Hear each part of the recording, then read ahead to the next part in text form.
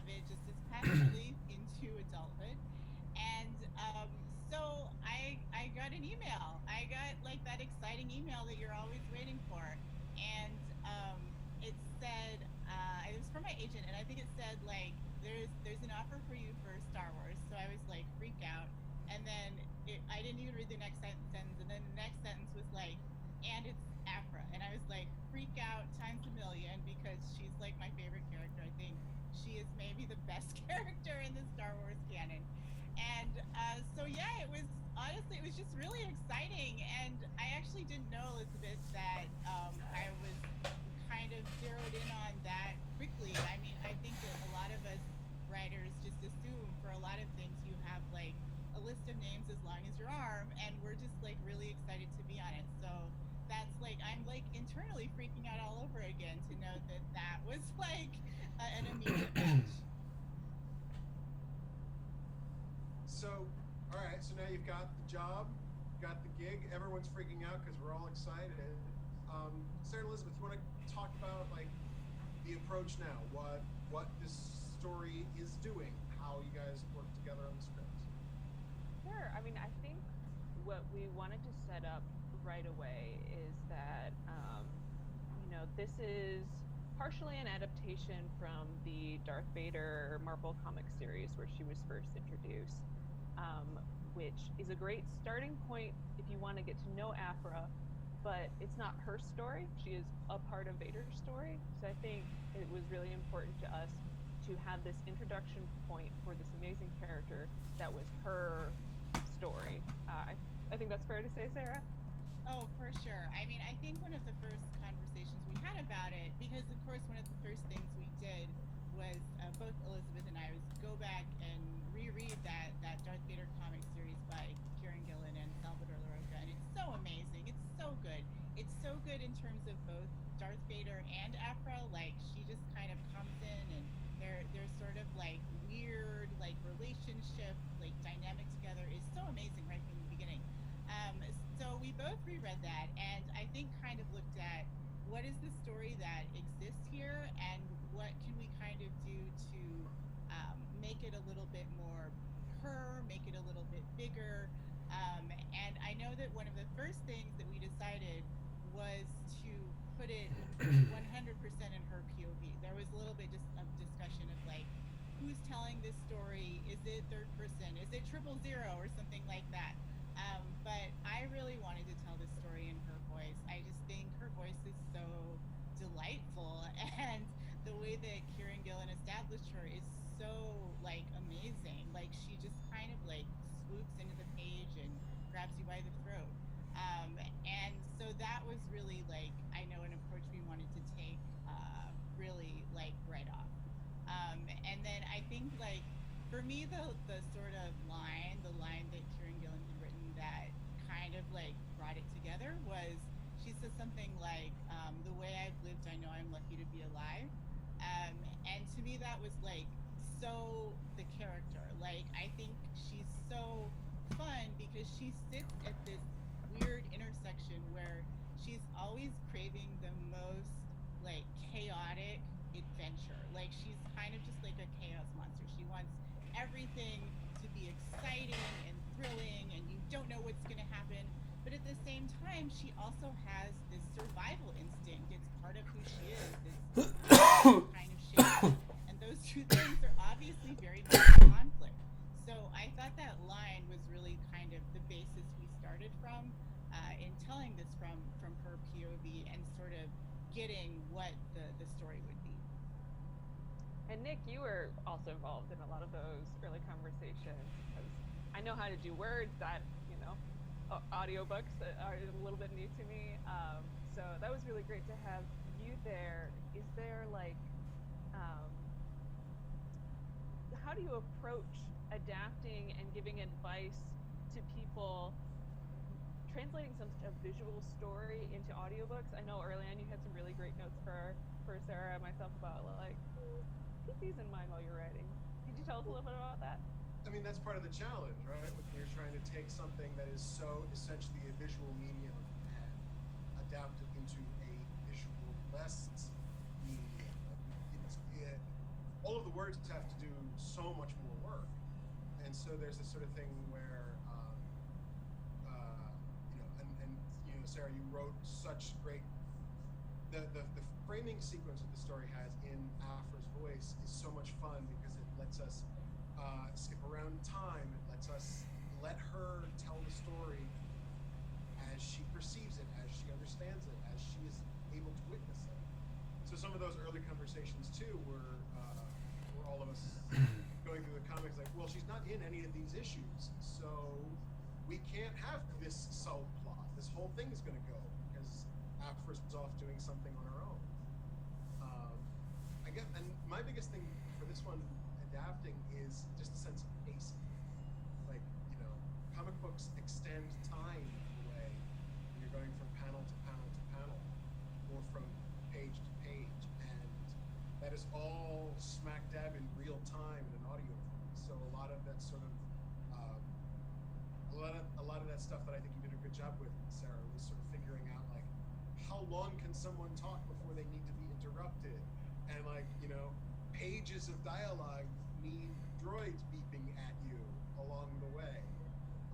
Sort of pull everything apart and expand it. Yeah, I have to say that was like one of those days as a writer or creator of any kind where you're just like, how is this my job? Because there is literally a sequence, which I think I cut down like a little bit, where it's like these two droids just beeping at each other, and they're making different sounds because they're different droids. So they have different like voices, like their beeps sound different. But it was like writing these pages of dialogue of these droids beeping at each other, and I had to say that is one of those moments where you're like, how is this my job? This is something I can't like explain to anyone really, that I'm getting paid to do this. Those pages were very easy to record. We were in the section like skipping straight through them. You know, no one's sitting there just going beep beep beep. It's all great. But speaking of recording, I want to bring Emily and Mark into the conversation as two of the actors who are in the 9-person cast. And I'll look to you first, Emily. This is your first audiobook in the Star Wars universe, although truly not your first audiobook in any way. So could you talk a little bit about how you got involved? Well, Nick Martorelli sent me an email and said, hey, this is really hush-hush, but would you be willing to submit an audition for this Star Wars thing? I said, yes. And so I immediately sent something in, and the tone was obviously different from most audiobooks because it is so forward, because it is an adaptation of a comic.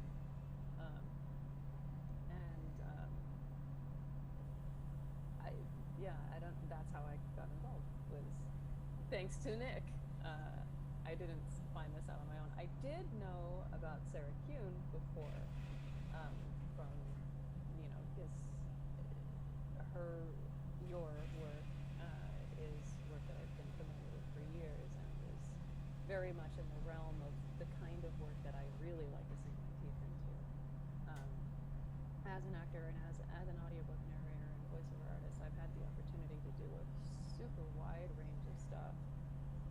So I've really, you know, done everything from strict academic nonfiction, whatever, into fantasy, sci-fi, 15-year-old who's kicking ass kind of thing. And those are, they all have value, but I have the most fun with stuff that is in this vein. And it was really great to exercise those animation muscles, those interactive muscles. Because in audiobooks, you have to sort of pull back a lot more. You don't get to be as forward because the action is not as forward. So it was really great to get to play with this one. So talk about the recording of it. What was it like? Very intense. Afra is a larger-than-life character, and she's awesome, and she is, I feel like my alter ego in a lot of ways. Like, I really, if I could be in the world that way, I would be in the world that way, and it's only because she's larger than life that she can exist there and not here. So I'm glad that she's around. I'm not making no sense, but I'm trying to say that I love her. That's the point. um, anyway, so it took she is telling the story, and she is in the scenes that happen as she's telling the story.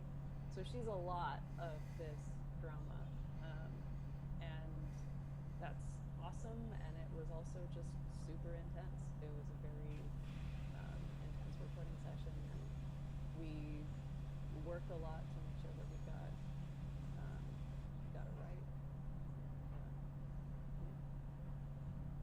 I got to go and listen in on one of the recording sessions, and you were doing this very emotional low point for Afra, and I was literally crying on the Zoom call and muting myself, being like, "Play it cool, it's fine, and just how you could just burst out with this beautiful, raw, amazing scene, and then just like, oh, turn it off, and you're like, oh, was that good? Did you get what you need? I mean, you like just. I knew writing that you would, whoever got that part would have to do so much, because it is in her POV. We wrote it in first person, or I wrote it in first person, and so it was kind of like this long monologue, that's sometimes interrupted by these scenes of things happening that, as you said, you are still in. So I kind of felt like when I wrote a graphic novel and I made one of the settings the giant library, and then I realized later that artist would have to draw all those books. So I feel very bad about that, and I also feel a little bit guilty about this. So thank you for putting all of that in and reciting that basically 300-page monologue. Yeah, no reason to feel guilty at all. It was a challenge I was extremely happy to take on. That was something that was different from this one versus the last one.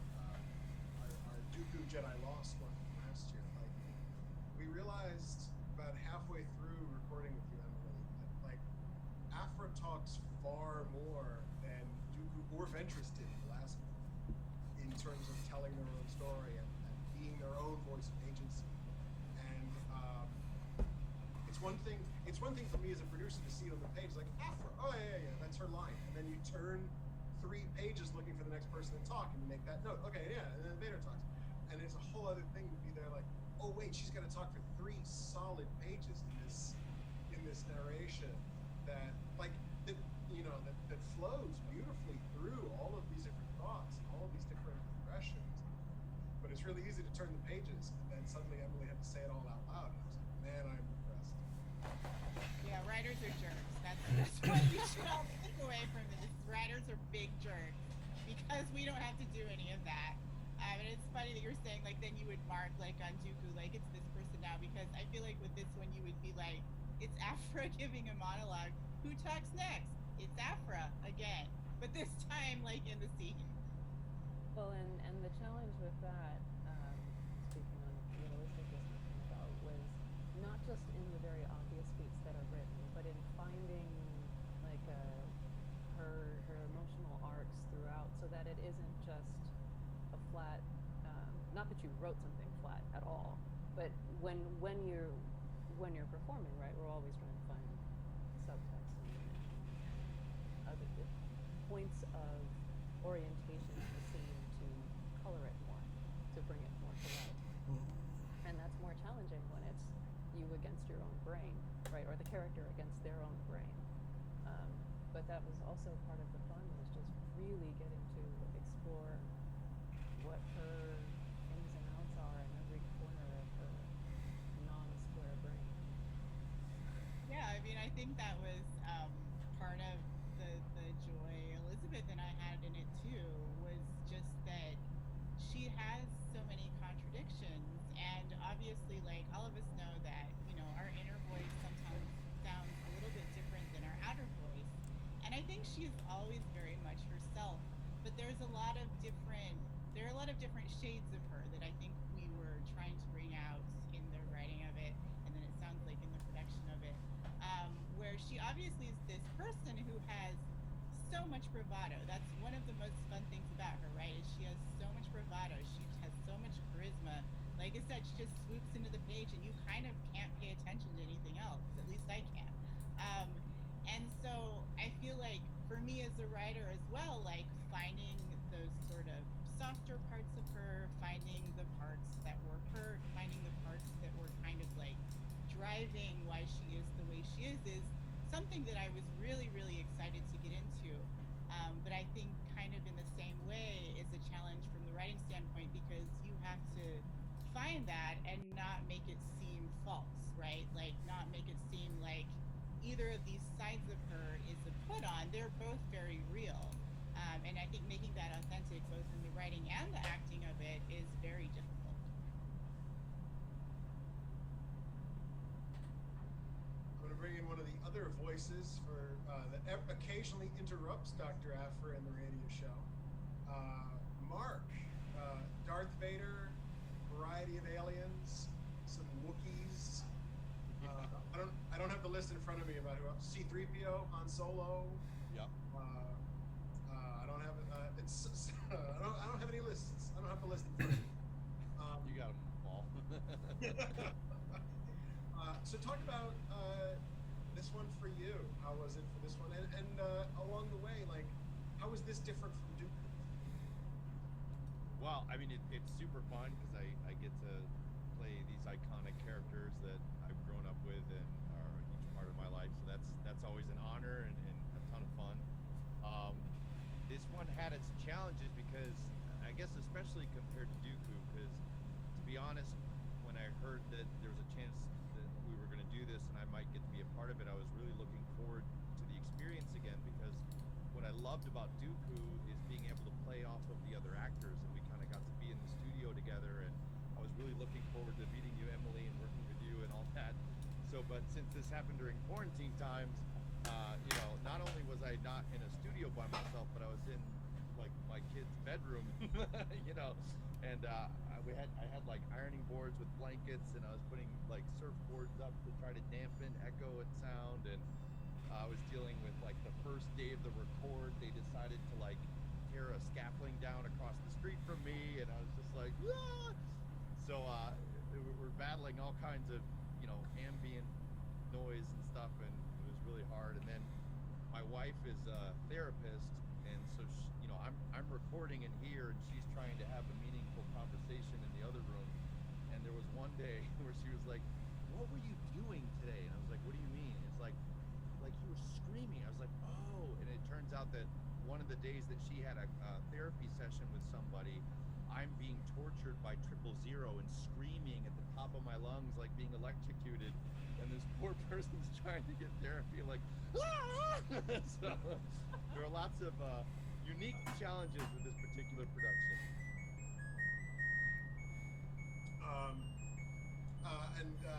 This one gives us some of the opportunities, just like Dooku did, to visit some truly iconic characters. And you held up your little Vader figure before. Yeah. I know you've played Vader in a lot of audiobooks. He was in the second Thrawn one, and more so than just that one. Is it different doing it with just the dialogue versus playing him in a full audiobook? I guess so, yeah, because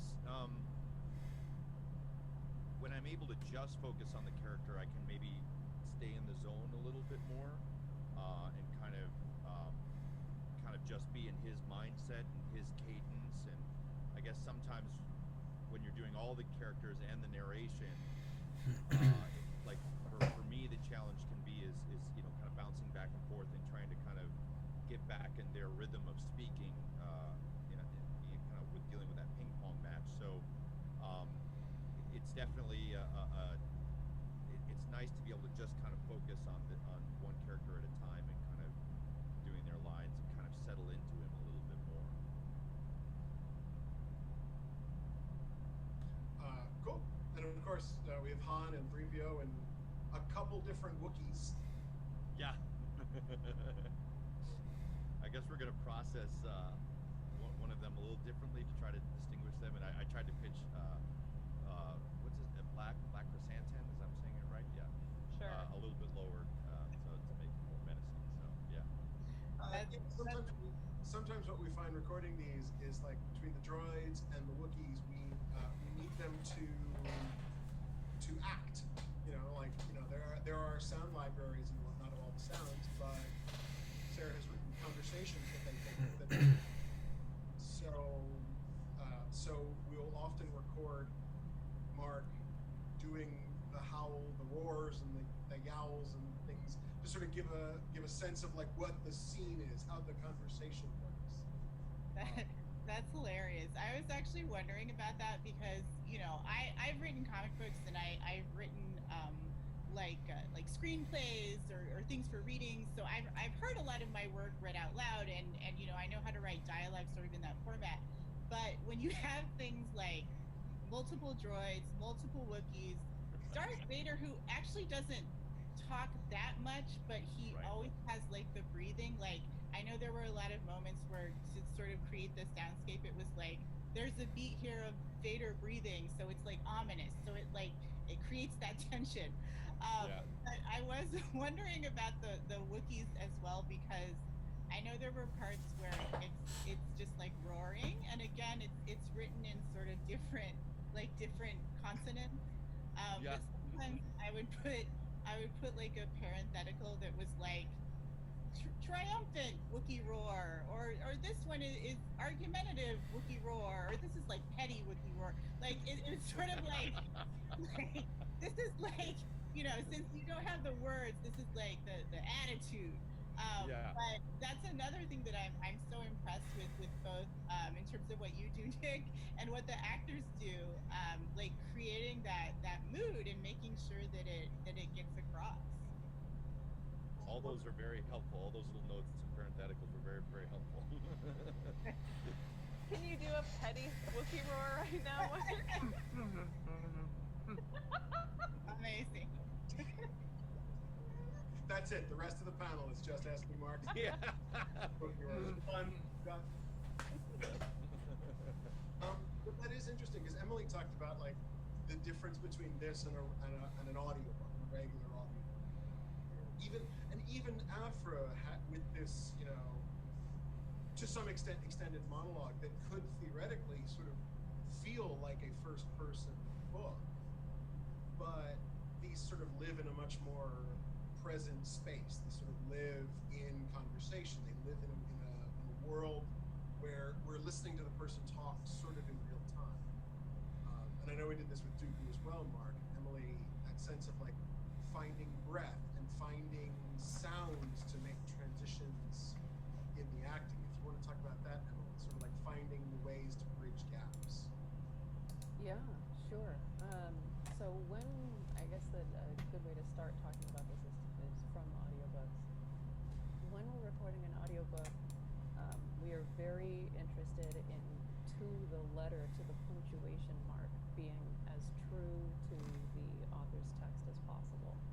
And so you don't often, like you would with a stage production or perhaps on film, where you would maybe change a word here or change the rhythm a little bit or add something. You don't do that with the book. But we had a little more license with the recording of this to be able to color, to literally breathe more life into it by adding the breaths, which was great. Yeah. And I will say also with the audiobooks, because sometimes they're written in first person and you do get to be a little bit more forward.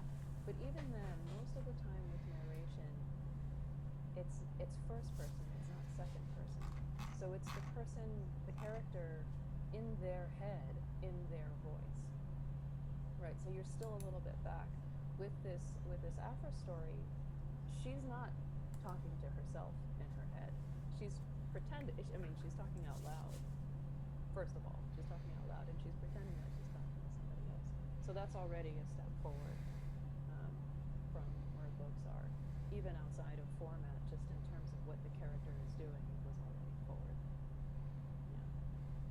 the scene, you're in the scene. Yeah, and that's another opportunity to find ways to find. Right. Well, you don't have anything visual, right? The entire story, a radio play, you have a Foley artist, right? Like, the entire story is being told purely through audio. So you have to help create the way the scene looks by audio cues, and it's like the old exercise from grammar school or whatever, right? Like, close your eyes and then listen. And you'll be surprised at how much of the world we ignore when we have vision to help us out, or how much we do get cues in audio that we don't even realize we do. Like with electric cars, right? One of the big concerns is that, well, people won't hear cars coming, which we rely on more than we think we do, instead of just like seeing them. The idea that all of our phones, when you take a photo with them, our phones click. Right. Yeah. They don't need to do that anymore. Yeah. Yeah, there's no reason for that except to let you know that you've taken a photo. Because Right. We need feedback, right? So it's a way to create a world that orients you because it feeds back to you. And, yeah. So I think I want to take an opportunity to sort of talk about the scenes that you, Emily, read with Nicole Lewis. I feel like we can tease a little bit about that sequence that you heard, Elizabeth, and talk about sort of like one of these things that we introduced into the play, into the original rather, and in terms of that and expanding Afra's story. So I don't know who wants to talk about that. Sarah, Elizabeth, talk about. I can start. Yeah, I mean, obviously, I think one of the things we were really looking for with this was, where are the kind of opportunities to expand? Where are the opportunities to sort of connect the dots of Afra's story? Because, as we've all said, like, she kind of comes in and out of the Darth Vader comic. There's parts where she's absent entirely, and so we wanted to know, like, what is she up to while he's off having his adventure on the page. But I think, one other thing that a lot of people know about my work is I'm very into romance, and most of my work is romance to some degree. My hero and complex books are often called romantasy because they are romance and they are fantasy, and they kind of go together. And I was also kind of looking for a connection or a relationship in the story that I could expand on that was not Vader, because I think a lot of her relationship with Vader is in the comic story, and that was something we did expand upon in, the long internal monologue, or the recording she's making or whatever. I am a huge fan of Sana Staros, and I have always loved kind of the idea of their relationship, because a lot of what we see of their relationship, what we have seen so far, is way later when they do not like each other, and it's this sort of sniping, prickly, it's a dynamic that I love. But I always kind of wondered, what was it like when it wasn't that, when it was kind of more of a romance and maybe a little softer, although not totally soft because it's still the two of them. So that was something I really wanted to expand on. So we do have a lot of new scenes with Afra and Sana, and I really enjoyed kind of building their dynamic, the dynamic that we've seen that exists, and then kind of the dynamic of them in the past. And I don't want to give too much away, but I really loved that, because Afra still is so chaotic. She has always been chaotic. And so a lot of her ideas of sort of what is like romantic or what is courtship are maybe a little bit different than other people's. And, there, for some reason, there was like this motif of her falling off things. Like, every time she goes to do something that's like, maybe a little bit of a gesture, or maybe a little bit romantic, she's always like falling off of something. And I thought that was so perfect for her character. And then of course I also enjoyed writing these kind of more soft, intimate moments between them that I thought would then make what happens in the story later much more heartbreaking. Because of course all of our goal is always to rip your heart out.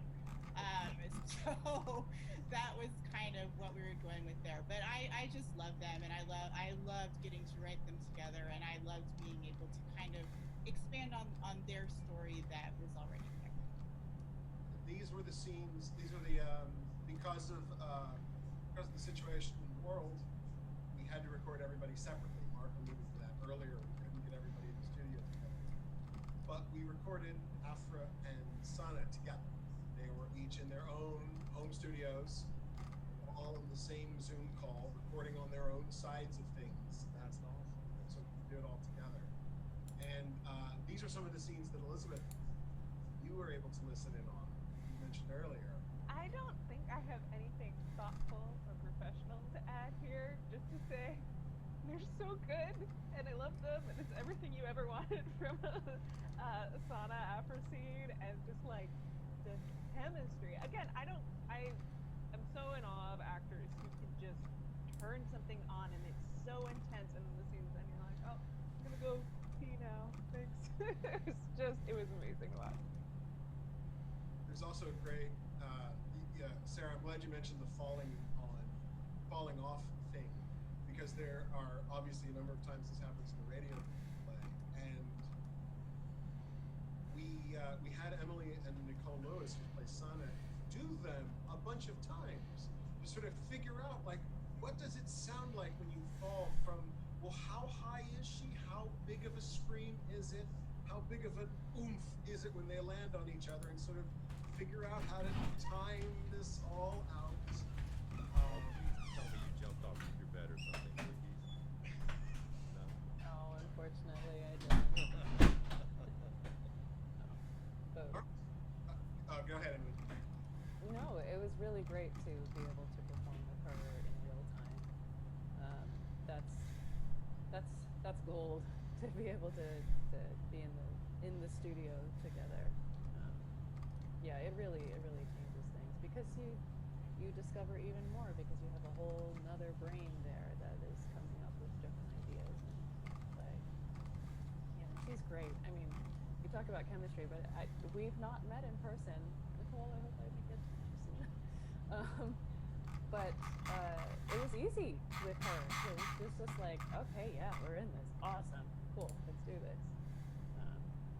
So yeah, she's great, and I do hope that I get to someday, when we get to see each other in person, that we'll meet. Well, we'll have cast parties. It'll be great. We gotta embrace that once we're able to. I mean, why not, right? I mean, We'll retroactively have parties for like the last year. Yeah. I know. I feel like we should just get a do-over for everything this year. Like, yes, let's just do it all over. But Nick, actually, I was curious about that, because that, like, when Elizabeth told me, okay, like, the actors, like, they're all pros, they've got all their setups, they're going to record this from home, and they're basically going to be isolated from each other. Like, I wasn't worried or anything, because I was like, everyone's pro, like, I tried, this is going to be awesome, like, but I was like, wow, that's intense. Like, that's intense to have to do that. Did you have any, like, worries or concern, like, especially since some of these scenes are so intimate and kind of personal for Afra, like, were there extra challenges, or did you have any concerns about that? I don't know if concerns is the word, but challenges definitely is. Like, I'm very glad we got to do Afra and Sana together for all of their sequences, and as Emily said, like, just having them in the room, being able to hear the performances back and forth, I think really, gives that a nice solid foundation. And we started with Emily. We started with 2 days with Emily, and then we went to everybody else. So by then, we had a sort of sense of the sort of energy that Emily was bringing into the thing, and she had set the world for us all. so that when we were recording with Mark or Jonathan Davis or Ian Morton or Carol Munder or any of the other actors in it, we sort of knew the world that they had to fit into. They're also playing these, again, they're playing out of these like larger than life or iconic characters. So, I mean, part of the fun of this is it's Star Wars, right? Everybody sort of knows what a Star Wars story feels like. So, you know, you slot in and someone does a voice and, you know, we're like, bigger. That's a normal person's voice. Normal people don't exist in the Star Wars world. You know, figuring out. Sorry? Can I jump in here really quick? This is some real insider information, but Nick Martorelli over here was my scene partner for everything. What? Wow. He read Cool. every single other line in all of the other than the sauna scenes. Oh, I need to hear this. Wow. Yeah. That's You're a welcome. challenge. That's an extra challenge. Release the Martorelli cut. Exactly. Bonus feature. It's true. I was doing everything, and part of it too is like trying to give Emily something to work off of that I think Mark's going to do. So it's at the same point my best Darth Vader, but also my best Mark Thompson's Darth Vader. Sorry. There was one scene though where I got too carried away playing Han Solo, and didn't realize that no one else was talking. I was just still doing his lines. And Kevin Thompson, the director, had the moment where it's like he wasn't feeding anyone in; he just wanted to do the line. Maybe, I don't know. I mean, if you get the chance, why wouldn't you? Like, honestly. 100%. But all like between 000, the Wookiee roars, like all of it. But it was a lot of fun. It was a lot of fun playing with you too. But so that was part of the way we had to approach this one, and then figuring out how they're all going to go together, what performances they'll give, and we have terrific actors in all these Star Wars programs, so we knew that they were going to bring their A game to this the way a lot of them brought it to Duke. So it was a lot of fun. I think we're just sort of approaching the end of our time. So I don't know if there's any final thoughts anyone has. Any final questions for each other? This is the first time we're all together in this group, which is actually kind of fun. I was wondering for both Emily and Mark, like, what was your kind of, and I swear this is not like, tell me how good I am. I'm curious from like a fan point of view, like a pure Star Wars Afro fan point of view. What was kind of your favorite part to record, or your favorite piece of it? And you don't have to get super specific, because I know we're still trying to avoid like spoilers, but that's what I was curious about. Mark, do you have a favorite part? And then I'll go to Emily. Sure. I'm sorry. Yeah. Well, first of all, you really did do an amazing job, and I love that this is told from her point of view, and it's such a unique way to tell this story, and it really worked really, really well, and I can't wait to hear it all put together. But I think if I had to pick, I love when they're on. I guess I'm not really worried about spoilers, right? This has been in the comics for a while. But like, Yeah, I mean, I guess something that is out there. Okay, yeah. Well, like when Vader and Afra are on Tatooine, and he's kind of like needling him, and he's like, "Stop your trooping," or there's something like that. And it's like, I love their dynamic together, and I love that she's trying to get a reaction out of him, and he's just stoic, and so I can't wait to hear all those come together. Those were a lot of fun to play. For me, I don't know that I would say it was any particular scene, although I guess what's continued to stick with me, and so I can do it that way, I don't know if it's a favorite, but what the scene that's continued to stick with me is her time in But the reason I think that it sticks with me is because I really like seeing her arc, what does and what doesn't change, right, from that time, and then where she is when you see her in the story, when you meet her in the story. Yeah, I just thought that was really, really beautiful and really complex. Is still with me. It's still with me. Thank you. I mean, I think Afra is still with all of us. We're all still thinking about her. But that's lovely to hear. I mean, I think that that those for me and Elizabeth were like some of the most favorite parts to work on. Were the part on Tatooine where she's trying to needle him, and the parts in University, just because it was like really fun to kind of try to make a bigger picture of her as sort of like we're hearing directly from her, maybe perhaps the most we ever have. And there was just something really fun about being able to delve into like what are the different parts of her life where she has been like in different kinds of chaos, and where did those kind of come from, and then of course finding a little bit of what is underneath the bravado. I hate to cut us all off, but that's about our time. So I want to thank Mark, Elizabeth, Emily, and Sarah for joining me here. I want to thank Comic-Con at Home for having us. And if you like what you heard, you can check us out online, penguinrandomhouseaudio.com. And you can find Star Wars Dr. Aphra wherever digital audiobooks are sold right now. Go check it out. Thank you for having us all. Thanks, guys.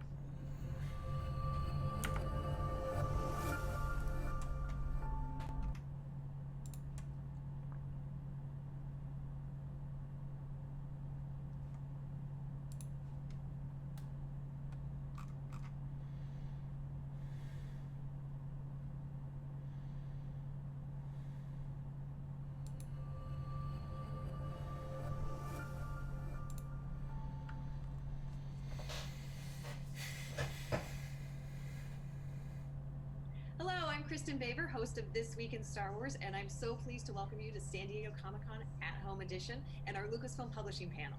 Today you'll hear all about some of the new and upcoming books and comics set in a galaxy far, far away.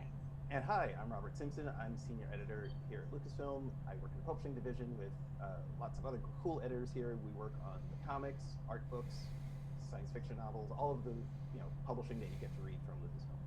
Rob, today we have some very special guests joining us for this panel. We have Justina Ireland, Preeti Cheever, George Mann, Rebecca Roanhorse, Alex Segura, Tom Engelberger, Timothy Zahn, Greg Pak, and Alyssa Wong. Thank you all for joining us for this panel. It's a lot of fun to do it this year, especially it being the 40th anniversary of The Empire Strikes Back's first premiere. Preeti, I am so excited to welcome you to a galaxy far, far away. Happy day hands. Yeah. Yes, I saw it. I saw the hands go up. You've written a picture book that's connected to The Empire Strikes Back. Can you tell us a little bit about A Jedi You Will Be? Yeah, it's first of all, the art by Mike Dees is so cute. It is maybe some of my favorite Star Wars related art ever. It's beautiful and like these watercolors.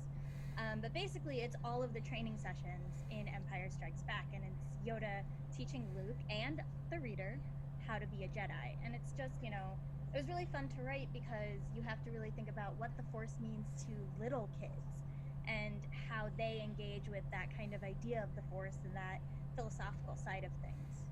That's awesome. How did you approach writing such an iconic part of the film? I watched those scenes like 80,000 times and I really was like, okay, what is the Force? Like, it was a lot of like searching inside myself, but no, it was fun because you think about Yoda and you're like, oh yeah, he just talks backwards, so easy, but then you realize that there is a cadence and there is this kind of like thought process behind why he speaks the way he does. And so it was a lot of cutting and pasting dialogue and figuring out how it best worked to tell the story we wanted to tell within the picture book. Also, can you sum up what your conclusion was as to how kids view the Force? I think it's a combination. You know, I do think that kids are much smarter than sometimes people tend to give them credit for. And so rather than just this magical thing, understanding that the force is exactly what Yoda says it is, right? It's this energy that flows in everything. And understanding what that means for children is like you are connected to all of the things. And so you should be conscientious about that. And also beyond getting Yoda's speech pattern right, was there a challenge to writing that character? I think making sure he wasn't too kind of professorly, you know, and he gets a little angry in the movie sometimes, which might be a little like scary for little kids. And so it was always making sure that there was this understanding and kindness that came through, both from the illustration, I think, from Mike's illustrations and within the text itself. He doesn't say, remember your failure in the cave. That was a little hard. I was like, ooh, that's pretty scary. A little Heavy. harsh, a little mean. Tough love. Yes. That's Sometimes Yoda. kids need that too. It's okay.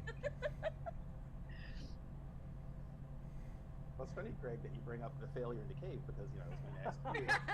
That's a great segue right there. As someone who's failed a lot in the cave, I can say. Yep, a lot. Well, you know, you're not so new to the Star Wars family, but you are new to writing Darth Vader with the new relaunch that we just did of the monthly series, and you're charting a new period of Vader's life that we haven't really, you know, dug into yet. In those moments right after the events of Empire Strikes Back, so can you tell us a little bit about that first story arc and how you approached writing Vader during that point in his life? Yeah, it's been a tremendously exciting thing to be able to do. When I first started talking with folks about the book, when we first started talking, I kind of couldn't believe that we were getting to dig into this time period. Basically, we're as Star Wars fans, everybody remembers probably the best known moment in the whole storyline when Luke gets his hand lopped off and like, no, yes, Darth Vader is his father, etc., etc. And spoiler alert, sorry.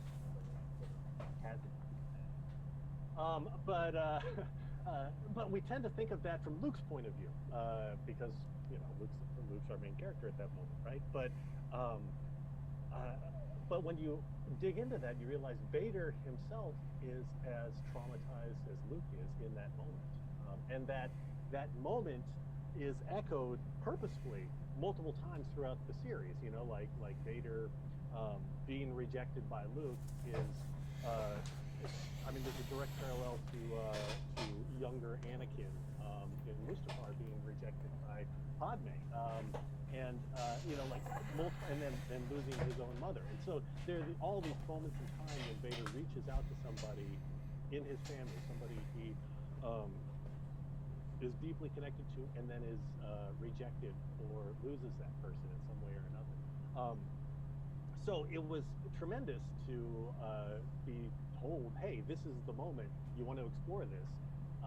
And so what we're doing is we're exploring Vader's reaction in the immediate aftermath of this rejection, and just the number of doors that have been thrown open to us to walk through and to take Vader through are astounding.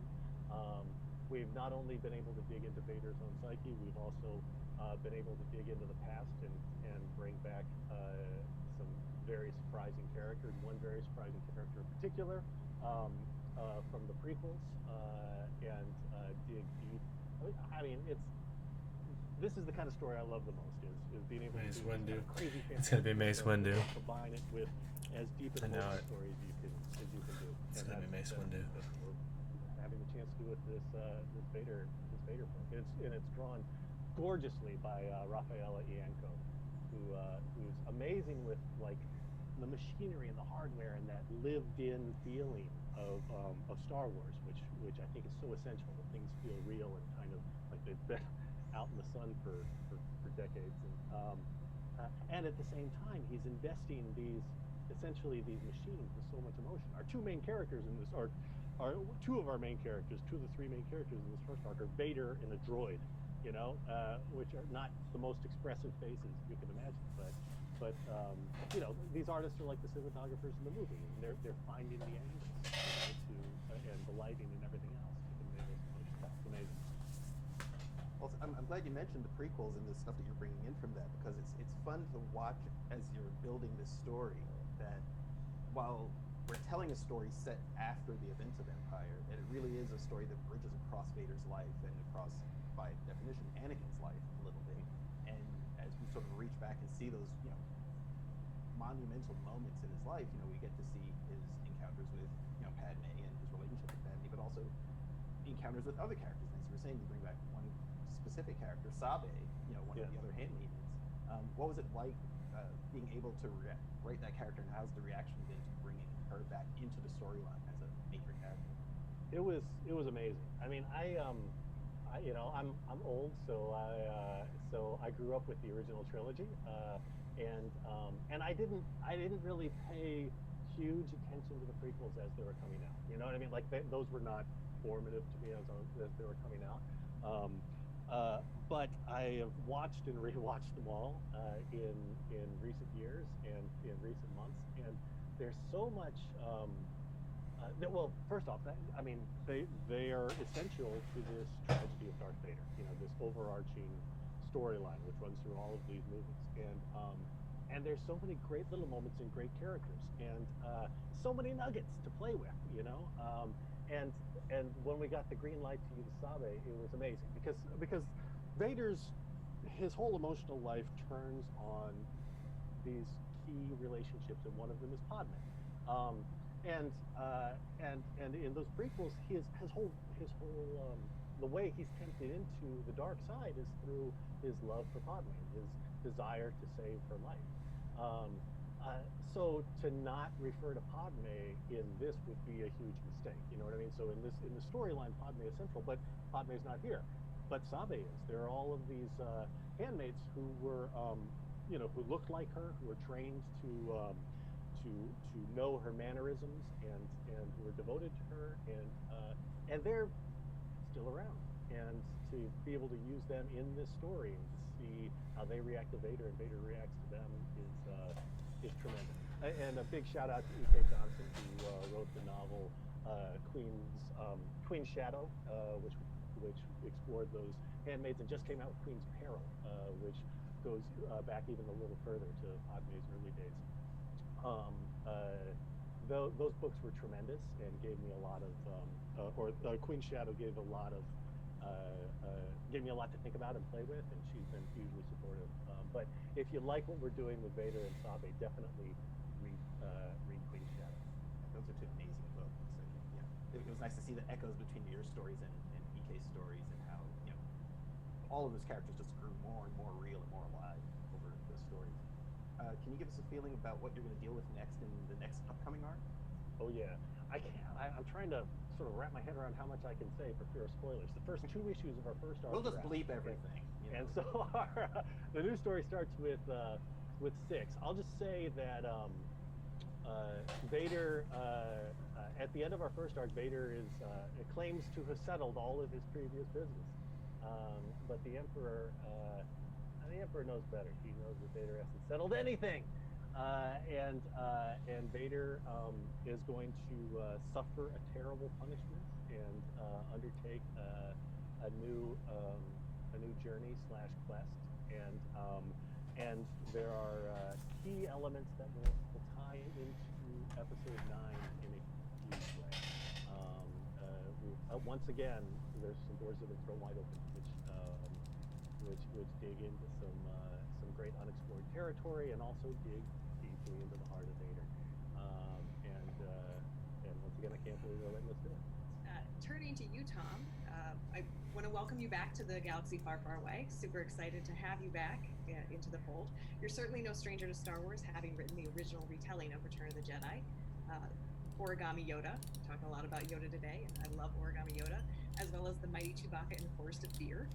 Now you're contributing to, from a certain point of view, The Empire Strikes Back. Can you tell us a little bit about your story and the book's cause?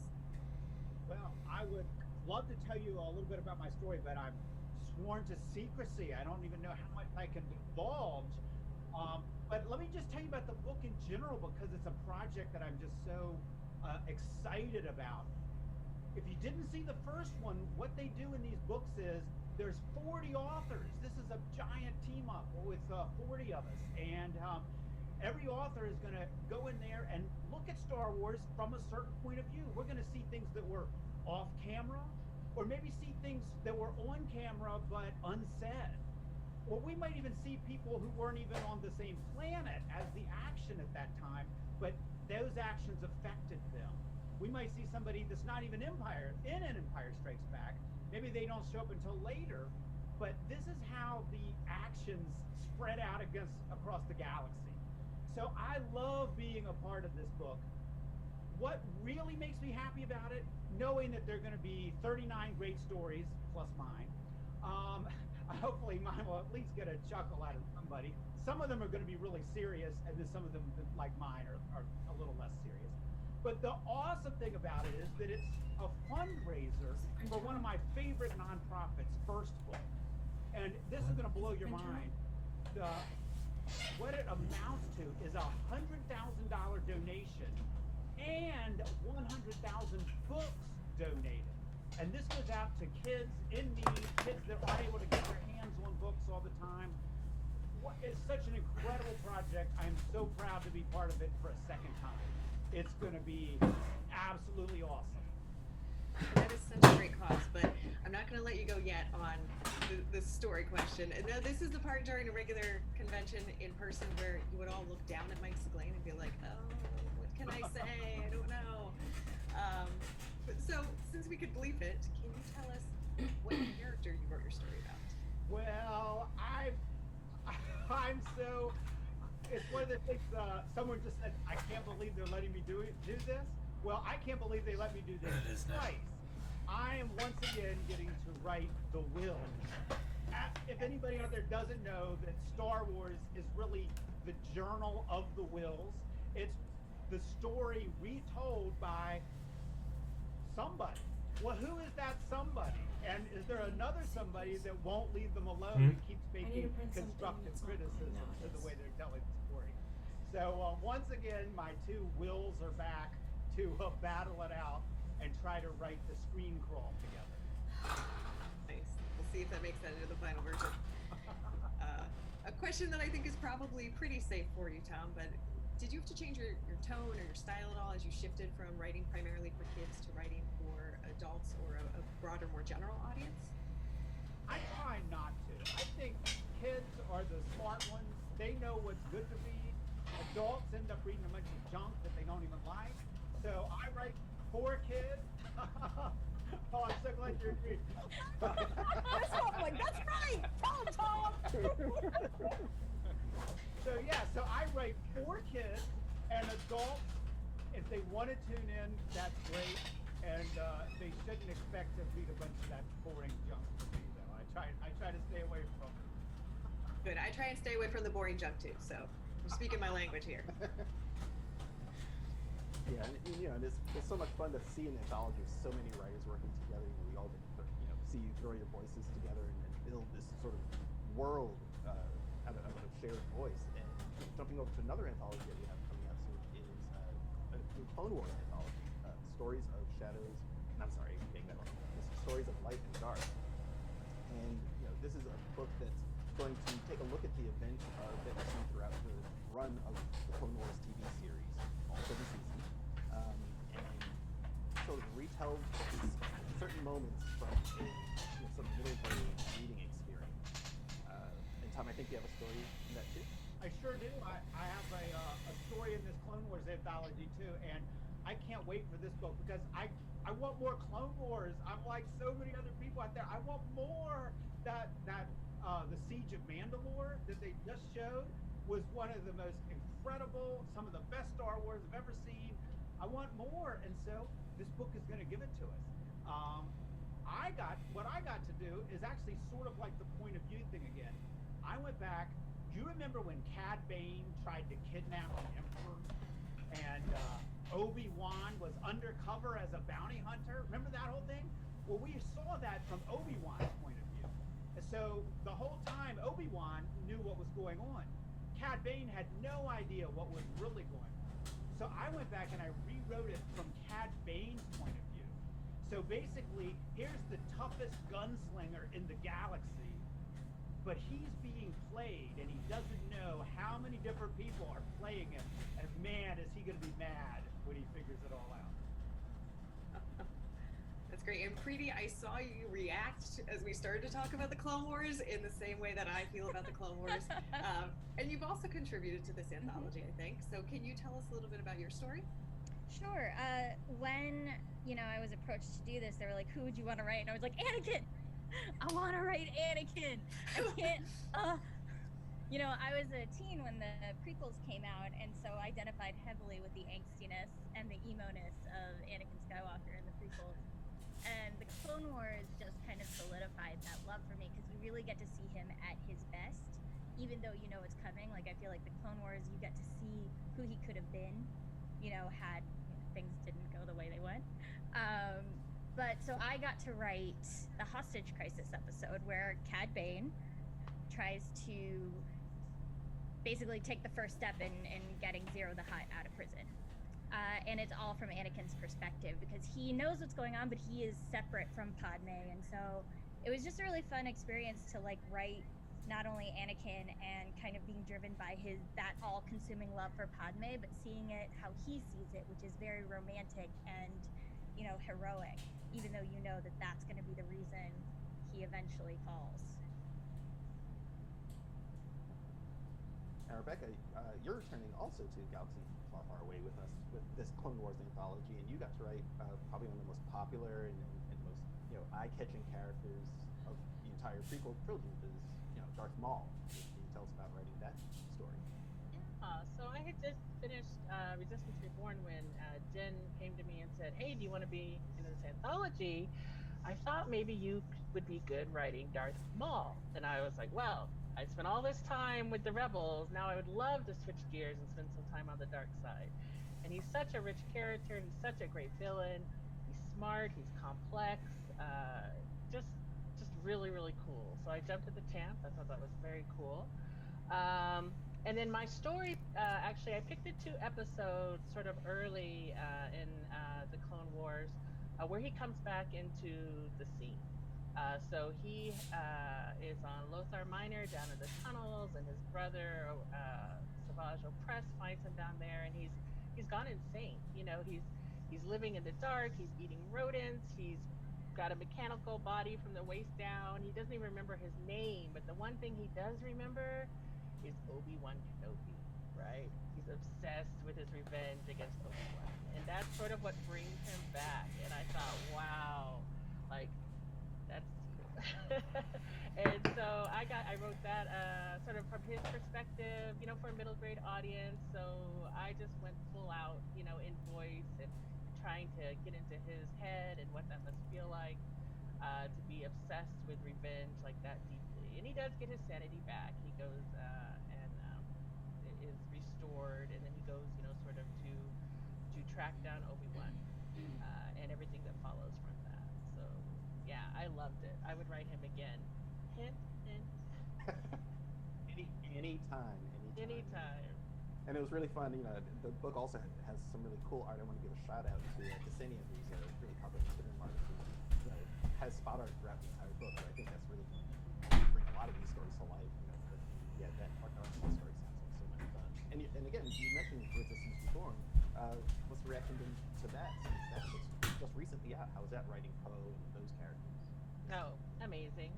Everybody's been really positive. I think people have really appreciated filling in that time gap between Last Jedi and Rise of Skywalker, and sort of what people were up to, because Last Jedi really left you kind of hanging.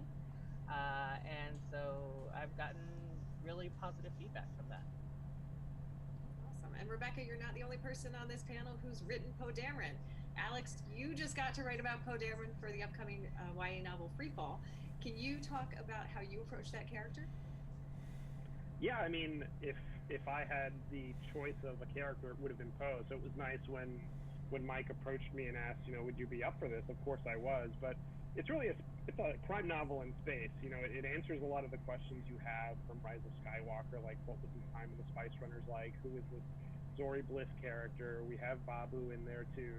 but it's a coming of age story. It's you know, him coming to terms with his parents and who his parents were, and trying to define himself in relation to them.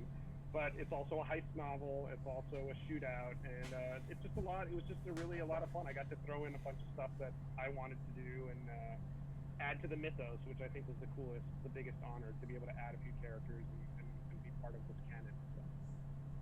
And it makes a lot of sense that you would write the crime novel in space, because you're probably best known outside of the Star Wars circles for your Pete Fernandez mystery novels. Can you talk about how you applied some of that crime and mystery background to this book and what fans can expect from Freefall beyond just the formative story of Poe Dameron's youth and coming to terms with that background? Yeah, that's a great question. You know, a lot of it is really just knowing how to play the mystery, how to leave a few clues early on and get somebody engaged. And, you know, one of the first characters you meet is a young girl about Poe's age named Zori Wynn. So obviously she's going to lead into something else and be revealed as something else. And so it's kind of teasing that journey and also answering questions, but showing Poe at his best and giving readers enough of an inkling of the Poe that we're going to see in the latest trilogy, and kind of watching him evolve, which was fun to do, just to be able to orchestrate that in some way. Does Zori already have the helmet? I need to know. You will see the helmet for sure. Yes. Okay. No further questions. I fold. Well, look, I want to move over to you, Alyssa, and again welcome you to writing for the Star Wars family of characters and worlds, outer space fun. I mean, you've had a long writing career on other kinds of things, like novels, and now that you're writing Dr. Aphra, how are you feeling about taking that next step in telling the story of everybody's favorite corrupt archaeologist in space? I just love her. I love her so much. I'm sorry. I'm like really excited. Yeah, no, I think she's a delight. I love characters who are selfish and messy. And Aphra is sort of the epitome of that to me. She's always out for herself. And in some way, that's a very pure motivation. It means that you can do, from externally, she's out there, she's causing chaos in a lot of people's lives, but she's always very true to who she is, and there's a very strong internal logic there. I think that something I love about Aphra is she has this potential to really surprise you with either like moments of vulnerability or like moments of betrayal. And I have a deep weakness for characters who are really selfish, who are forced by like the moral compass that they keep trying to crush to do something good for other people, and that's something I love about Aphra. Kieran Gillen and Cy Spurrier did such a lovely job with the first volume of Dr. Aphra. That's how I fell in love with the character. So when y'all asked me if I wanted to take over for the second volume, I was really excited, but also really intimidated. I think it's really hard to essentially take the reins up from people whose work you really admire, but it's also really exciting because you get to put your own stamp on it. So at the end of volume 1, Aphra is alone. She's off on a new adventure. She's cut ties with people she loves because she keeps, she keeps wrecking their lives, and she wants what's best for them. So with these new Aphra adventures, something that I really wanted is I really wanted it to be accessible for people who had never read Aphra before, as well as like exciting for the people who were really invested in her as a character. So in this new volume, she's got a new crew. She's on her own. Like a lot of the characters from the previous volume are off doing their own thing.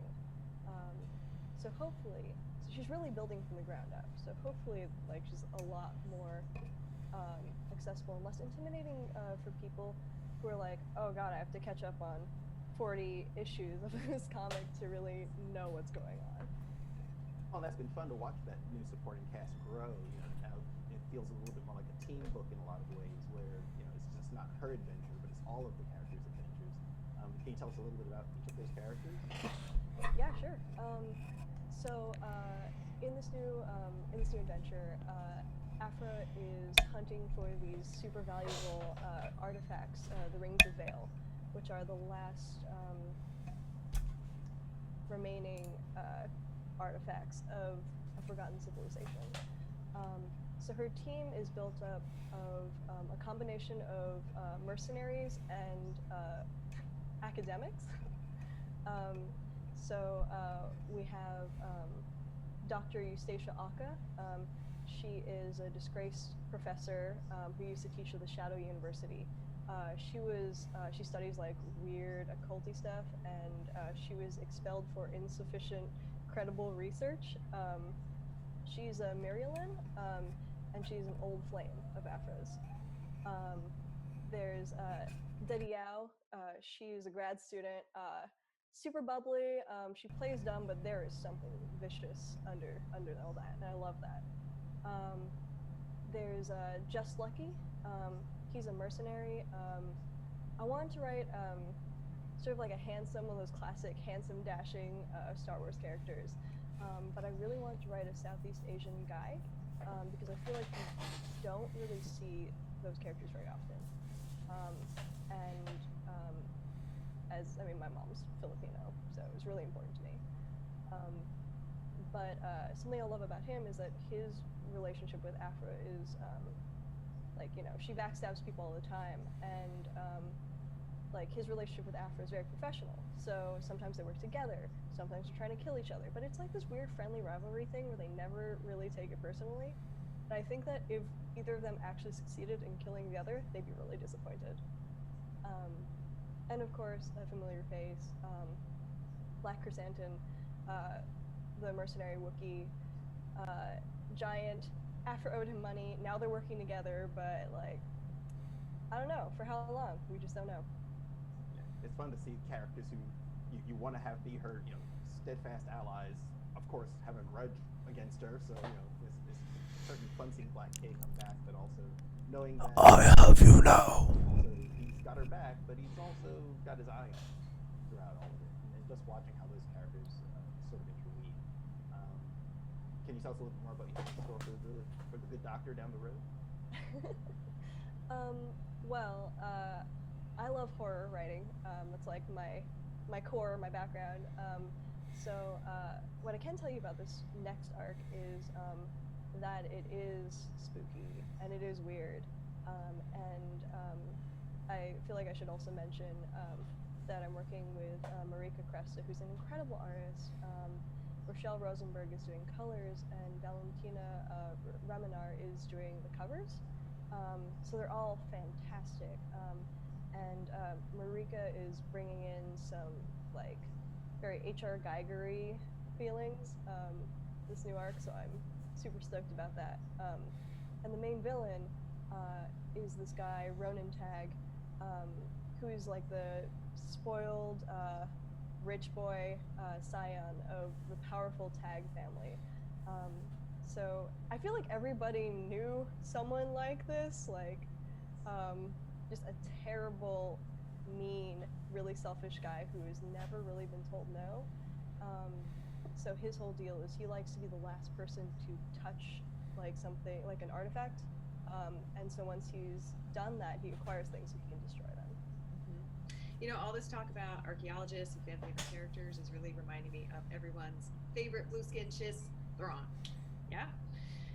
Tim, can you tell us a little bit about what it's been like to write Thrawn again? Obviously, he's been a big part of your life for many, many years, and I imagine it's a little bit like visiting with an old friend who is very deadly and you want to watch what he puts in your tea.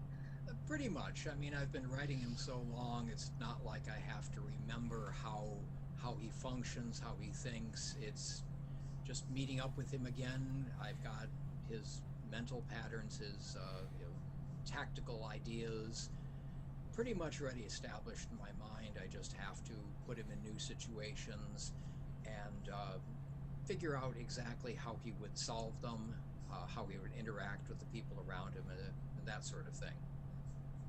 Does this mean at all times there's just like a little Thrawn in your head and you just flip the switch and you're like, okay, now we're thinking like Thrawn? I have regular communication with him. Yes, do with that as you will. Great. Wonderful. And a new Thrawn Ascendancy trilogy starts this September, doesn't it? So what can fans expect out of that first book? So with this trilogy, I'm being able to basically build up the Chiss ascendancy and the culture from the ground up. Is exploring how the families work, how the military works, their relationships with others in the area. The focus will be on Thrawn, of course, his interactions, bringing a whole bunch of new characters in, of course, and the emergence of a threat against the ascendancy, that someone's got them, the ascendancy in their sights, and it's going to be up to our heroes to figure out where these attacks are coming from, how they're being done, and how to deal with them. So this talk about Thrawn reminds me of just some of the amazing tales that we brought to life, including George, all the way from across the pond, George Mann, who previously wrote the Myths and Fables book. Very much the Grimm's fairy tales of the Star Wars galaxy, and I love it, and I am here for it. Now, George, I understand there's an in-world version of the book that's debuting this year at Star Wars Galaxy's Edge, and it's going to include some additional stories. Yeah. Beautiful art. Can you tell us a little bit about that? Spill all the details, please. I'm really excited about this because I can't wait to see it myself. It's going to look like an Artifact Romper 2, and it's got 6 brand new stories in it, along with 6 fantastic pieces of art from Grant Griffin, who illustrated the first set of stories. And Grant, for me, every piece he does just gets better and better and better. And as I was writing these new stories, getting the art coming through is so inspiring to see. There's an idea I had, and then Grant brings it to life, and then I write that into the story a little bit more and go a little bit deeper. So they're really nicely working together, the stories and the artwork. So the stories are very much in keeping with the stuff we've already seen: Grimm's fairy tales, cautionary tales, and moral tales. But we're going a little bit further afield with these. So we do return to Batuu. Why not? It's an Artifact from Batuu. We want to delve into that mythology of that world a little deeper. But we also go across to Endor and take a look at the origin of the Golden One story. We go to Dathomir and visit Darth Maul's youth. We go to Mon Cala, and there's kind of a reverse Icarus story about children who swim too deep and what they might wake down in the depths of the trench. And that's the fun part about Grimm's fairy tales, is that while they're happy stories, sometimes there are also that sort of slight edge of fear that is peppered into them. And you touched on that slightly with the Myths and Fables stories, but you also we have a new book coming up, taking a slightly darker turn with the stories in Dark Legends is the title of that one, as kind of a follow-up, similar format. But can you tell us a little bit about that? Yeah, absolutely. So we've gone full on dark side. We really wanted to delve into the darker, spookier, creepier areas of the Star Wars universe with some stories, and it really kind of came out of doing the work on the first book. Michael Splain and I both big fans of the kind of horror genre and spooky stories and classic ghost stories, and we were talking a lot about the types of story we wanted to put in the first book, and there were a few of those darker tales in there, but the ideas just kept coming, and we just kept talking them through, and it led to a natural point where we went, let's just keep going, let's push into this and do some darker stories. So like Tom was saying earlier, they're scary stories. They are suitable for children, but they've got that Grimm's fairy tale edge to them. And that was one of the interesting challenges about writing these things, was sending them in and Mike kind of going, make it a little bit darker. Okay, a little bit darker. It's like, oh, we're really going into the dark side now. But yeah, it was great fun, and there's, to give you an idea of a couple of the stories, there's a story about the Grand Inquisitor set just like in the aftermath of the Clone Wars at an orphanage where children who've been disrupted by the wars have been found and being looked after, and more sensitive children keep disappearing, and they've got this story about this creature that comes in the night through the window and spirits them away, and how one brave girl makes sure she stays awake to see what's happening and steps in and calls for help. Another example is a story set on Exegol, which was great fun to do because I was writing that just in the run up to the film coming out, being able to hear a few of the little secrets about what was going to happen. And we were exploring in that kind of whole thing that the Emperor was trying to do, that whole Sith quest for immortality. And this is a kind of an ancient story about a Sith who's tried before to win immortality and the price of that, the price of immortal life and what it does to a person who can achieve it or get close to it. Like most of these kind of Grimm's fairy tales, you have a sting in the tail of most of these stories. No one gets what they quite expect by the end of the tale. Does he get a jar full of Snokes though? Is there just like that's no immortality, but here's your Snokes. They like sea monkeys of Star Wars. Like you gotta feed them; they're gonna grow. You're like, oh, I want to live forever. I got this. Panko Snokes, yeah. Yes, awesome. All right, I love all this dark side talk, but Star Wars is about balancing the darkness and the light. So I'm going to turn our attention now to the luminous Justina Ireland. That's me. It's you! Justina, we know that you and your fellow luminaries are hard at work on the High Republic series, with your book A Test of Courage launching in January 2021. We also know that you've been sworn to secrecy on many things. I have. Yes, but in a letter to fans earlier this year, we were told that we could ask you a bit more about the initiative. So I'm going to just leap into it here and say, please tell us more about Star Wars Connection. Oh, the Star Wars connection. So if fans are familiar with Santa Starros, who appears in Daniel Jose Older and other Luminaries' Last Shot, and a few of the comics, including Dr. Aphra, we know she is the best scoundrel to ever have scoundrel. She has no shame. She's out there to get what she needs to get, and she's sort of ruthless, and she's just sort of my favorite. But High Republic takes place, of course, many hundreds of years earlier before she exists. And so who we're going to meet instead of Santa is her great, many times great ancestor. We won't get direct relation there because, genetics are murky in the Star Wars galaxy. And who we get to meet is Avon Starros. And Avon is a 12-year-old girl. She has been sent to the edge of the galaxy by her mother, who's a Republic senator, because she's just trouble. Like, she is a scientist, and the only thing she wants to know are the answers to the questions that drive her. So, how does the Force work from a scientific perspective? That might be something a 12-year-old wants to know. What happens if you take a kyber crystal out of a lightsaber? What does that look like? So, along with Bernestra Rowe, who we met earlier in the year when we did the High Republic review. It's a good question. Avon is on this ship going on this diplomatic mission to the great pinnacle of the current age, and that's the Starlight Beacon. And of course, terrible things happen because it would not be a story if there wasn't something terrible happening to disrupt everyone's day. But Avon, of course, her mother is smart. She did not send her to the edge of the galaxy alone. She has a droid named J6. And J6 is based on ME-8D9. She has that same kind of styling. If you look at the cover, you can see Avon and J6 kind of just walking through the jungle. And J6, of course, has fallen prey to Avon's very curious experimental nature. And so there's something going on with her speech patterns. And part of the fun of writing a kid's book is kids see the punchline coming before you give it to them. So setting that up for them as they go through the story is kind of the best. So Avon and J6 have been sort of like, they are the characters in my heart, because I was also that kid who always got in trouble because they asked the wrong question at the wrong time. And so it's just a really great, it's a lot of fun to be able to play this new time period and have these characters, and then to also be able to, show them growing throughout a narrative. I can already tell that Avon is one of those kids too that for every answer the next question is, but why? But why?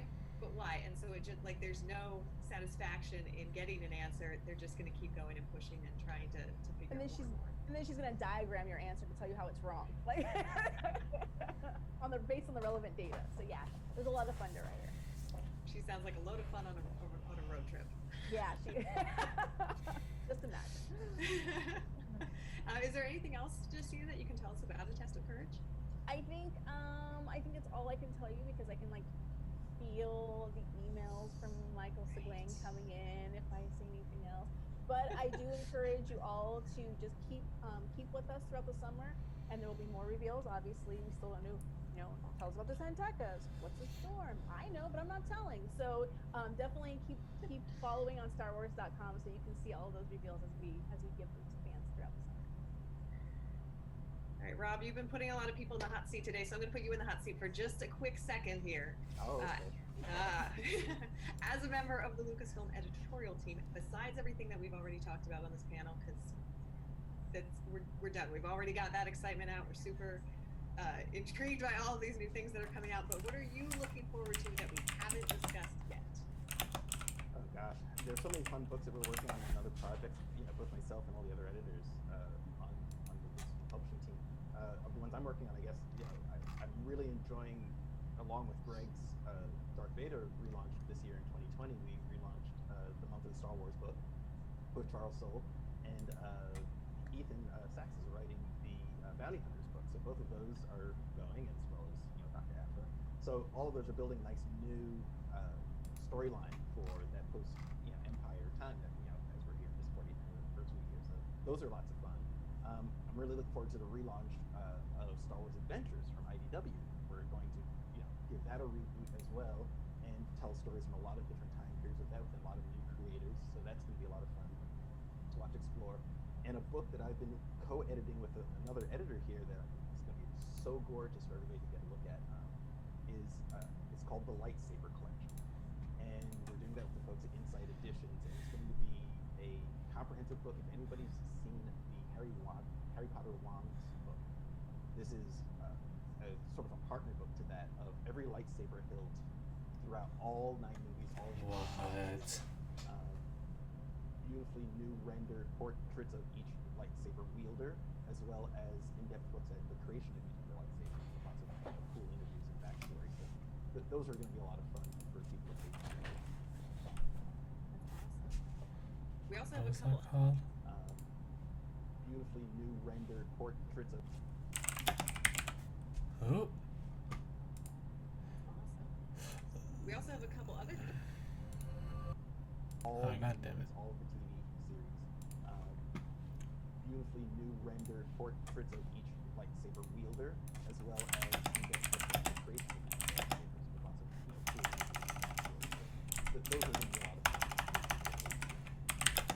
creation of each lightsabers, with lots of cool interviews and backstory. So those are going to be a lot of fun. We also have a couple other pieces of news to share before we get going on and wrap up this panel. We are once again returning to Mustafar with Shadows of Vader's Castle, which is going to be a 30-page one-shot from IDW written by creepy Kevin Scott, with covers by frightening Francesco Precavala and devilish Derek Charm, and it's coming in October just in time for Halloween.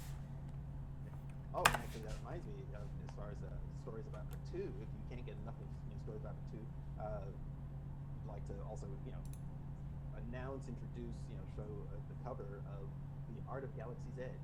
This is the next book in a series of art of books that we've done for all of the movies, but this is taking a deep dive into the art and concept creation for the themed lands at Disney World.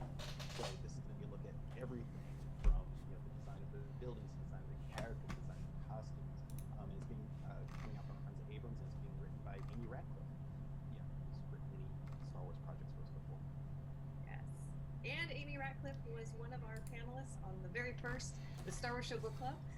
So if you haven't already, make sure to check out the show where we revisit some of our favorite comics and books, and we have exclusive interviews with authors and creators.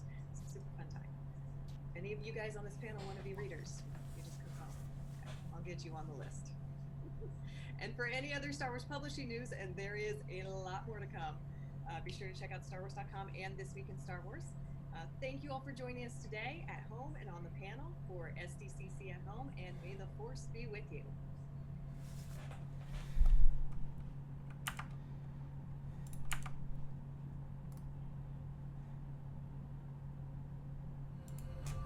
What are you looking for? A man named Morgan Jones. Is Mr. Jones dead or alive? I don't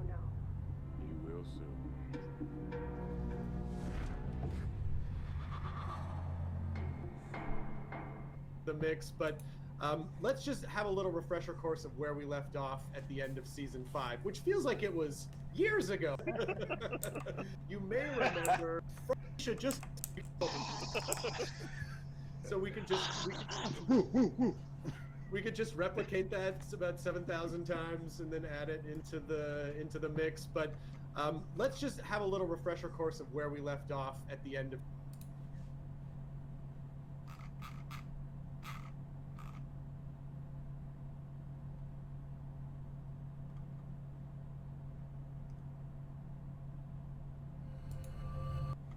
Could be that it was more than just sort of this numeric thrill ride. It was sort of, you know, had something to say about morality and the choices we made.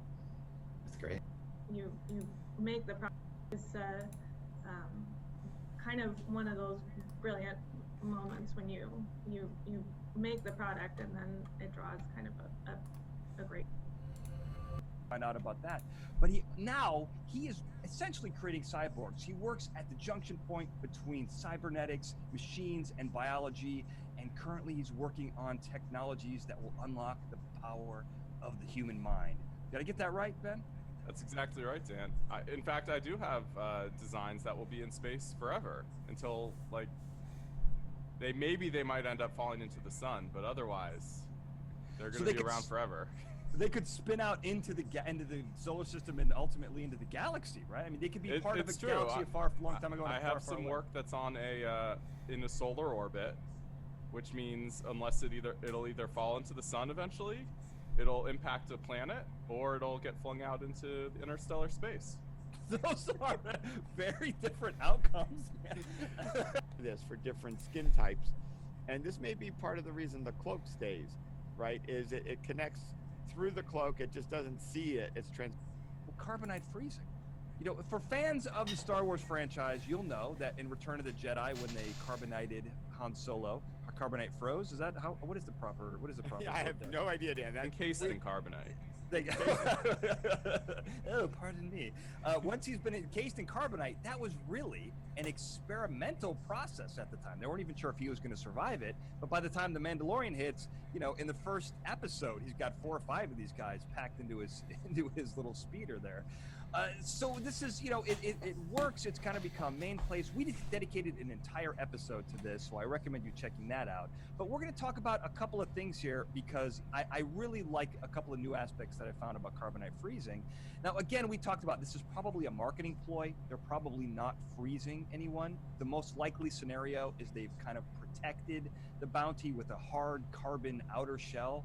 And that's really the point, is to keep it protected from jostling or falling or anything. And we've really kind of induced a suspended animation inside.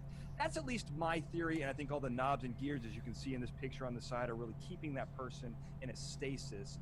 What do you guys think? Dan, what do you think about this? Well, first of all, I just want to say it's a very, very clever restraining technique, right? Almost every other restraint form we see people escape from at some point. Handcuffs, shackles, straitjackets. Han Solo doesn't escape from carbonite freezing. Someone has to break him loose, right? Right. Yeah. Once you're either frozen or in suspended animation and covered in carbon, you're really done. So it's a great safety mechanism. It's not, you know, I think the only thing you could add to this is freeze drying so they're smaller, and then unfreeze drying so that you can pack more on the ship. That was just, you know, I know that doesn't answer the question of how to do it, Dan, but I was just kind of thinking of that. But you know, when you think about freezing, and I think we go into this in more detail in the longer episode, actually about to the turn challenge this with off the pure because freezing mode is bursting the cells. Many people don't remember that ice is actually a little less dense than water, which is why it floats. But that means you expand for a moment when you freeze things. And in cells, that can be rather dangerous. So you have to do some tricky stuff if you want to freeze something and not burst all the cells, so that when you unfreeze it, it actually can work. So I love your idea of kind of a suspended animation with just a surface freezing and encasing to keep it safe and secure. Yeah, I mean, I think that might be the way to go. Ben, what do you think about this? Yeah, I mean, I feel like we see Han pretend like he's cold. You know, I mean, he was cold. I mean, it's a true video documentary of what happened in a galaxy far, far away. Right, of course. But he does seem to be like shivering when he comes out of the freeze in Return of the Jedi, but it does make sense. Like you can't. I mean, if you do, I mean, what I do like about when we see the carbonite freezing is, one, there's a lot of there's a ton of, you know, smoke or not smoke, but mist that implies it's very cold. Okay, right there. And the way you do freeze cells so they don't burst is to get them very, very, very, very cold, very, very, very fast. To maintain cell cultures and things like that, we put them in liquid nitrogen to freeze them really quickly. So, you know, if you had a way to flash somebody's body down to, you know, negative, or well, to like, you know, 70 Kelvin or whatever, or so, where liquid nitrogen is instantly, then you can kind of maybe thaw them out without any damage. But getting that instant transition is really tough. So I think the suspended animation seems more plausible. And what I like about it, though, you can combine that with mild cold and all the stuff, right? So if you're basically putting them to suspended animation, cooling their body down is a good way to preserve it, even if you don't freeze it, and then coating it in the carbon. And then he will be cold when he wakes up because it was a cooler temperature and also